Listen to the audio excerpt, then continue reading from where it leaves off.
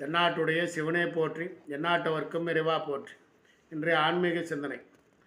தாலி கயிற்றை என்னைக்கு மாற்றணும்னு கேட்டிருக்கா அப்படிங்க. ஆடி 18க்கு மாற்றணுங்க. காரடியான் நோம்புங்க.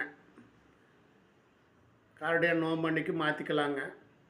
தீபாவளி நோம்பிக்கு மாற்றிக்கலாங்க. அது விட்டு போட்டிங்கன்னா பொதுவாக மாற்றணும். கயிறு நஞ்சு போச்சுங்க அப்படின்னா வியாழன், செவ்வாய், வெள்ளி இந்த மாதிரி நாட்களையும் மாற்றிக்கலாங்க. ஸோ கயிறு மாட்டுறது யாருக்கும் தெரியக்கூடாதுங்க.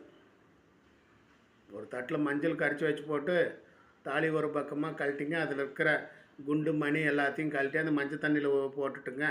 அப்புறம் ஒரு மஞ்சள் கொம்பு கட்டி ஒரு தாலி கழுத்தில் போட்டுட்டு இது முழுசாக கழட்டணுங்க. அப்புறம் இது ஒரு மணியாக அந்த இதில் அலம்பிட்டுங்க.